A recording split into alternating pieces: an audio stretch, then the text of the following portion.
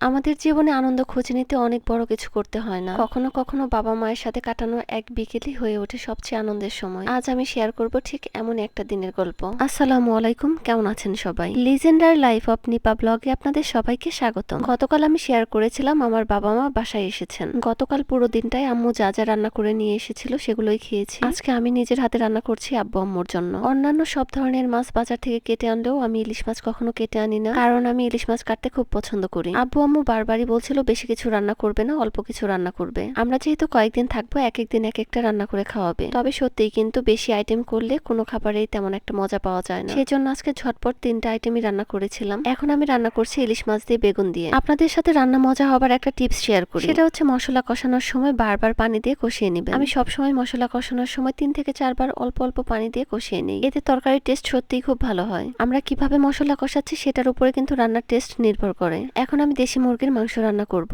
যে কোনো মাংসর টেস্ট বাড়াতে তেলের উপর এভাবে আস্ত জিরা এবং মেথি দিয়ে রান্না করলে খুব মজা হয়। সেই মাংস রান্নার স্মেলটাই অন্যরকম হয়। এরপর থেকে অবশ্যই একবার ট্রাই করে দেখবেন। আর কে কে এভাবে আস্ত মেথি আস্ত জিরা ফোড়ন দিয়ে রান্না করেন আমাকে কমেন্ট করে জানাবেন। শুধু মাংস রান্না না, যে কোনো রান্নাতে মেথি দিলে টেস্ট অনেক ভালো হয়। বেশিরভাগ সময় আমার আম্মু ধনে গুঁড়া করে বাসায় পাঠায়। সেই ধনে গুঁড়া শুধু ধনে না, আরো অনেক মশলা মিক্সড করে বানানো হয়। অনেকেই আমার রান্না খেয়ে জিজ্ঞেস করে আমি কি মশলা দিয়ে রান্না করি। এই ধনে গুঁড়াই কিন্তু আমার রান্নার সিক্রেট। ধনে গুঁড়া করার সময় আম্মু এখানে মেথি, মৌরি, লম্বা জিরা এগুলো একসাথে মিক্সড করে তারপরে গুঁড়ো করে। আর এগুলো মিক্সড করারও কিন্তু একটা রেশিও আছে। রেশিও অনুযায়ী মিক্সড করলে রান্নাটা খুবই মজা হয়। আমি 2 চুলায় 2 তরকারি বসিয়ে দিয়েছি যাতে আমার রান্নাটা ঝটপট হয়ে যায়। রান্না করার সময় সবকিছু গুছিয়ে নিলে রান্না করতে কিন্তু একদমই সময় লাগে না। এক চুলায় বেগুন দিয়ে ইলিশ মাছ রান্না করছি, অন্য চুলায় দেশি মুরগির মাংস। আমার দুটো রান্না কমপ্লিট। এখন আমি ইলিশের মাথা দিয়ে চাল কুমড়ো রান্না করব। আমার আরো অনেক কিছু রান্না করার ইচ্ছে ছিল, কিন্তু আব্বু আম্মু বলল খুবই কম আইটেম করো। বাকি রান্না বান্না ভিডিও করতে একদমই ভুলে গিয়েছিলাম। এরপর আম্মুকে বললাম দুধ দিয়ে লম্বা সেমাই রান্না করো, তোমার হাতের লম্বা সেমাই অনেক মজা হয় খেতে।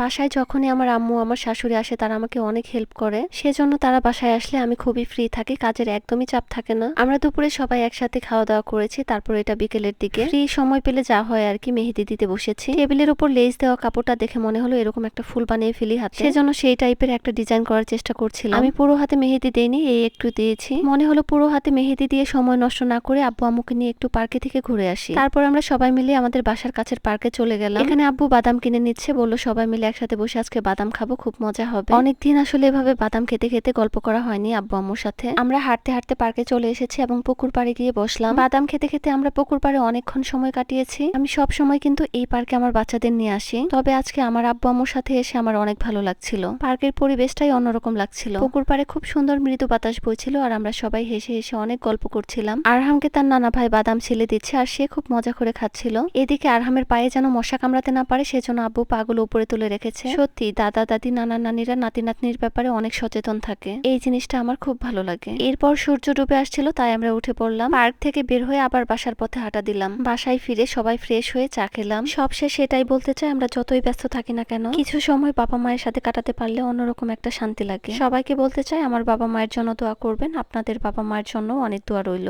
সবাই অনেক ভালো থাকবেন, সুস্থ থাকবেন। আল্লাহ হাফেজ।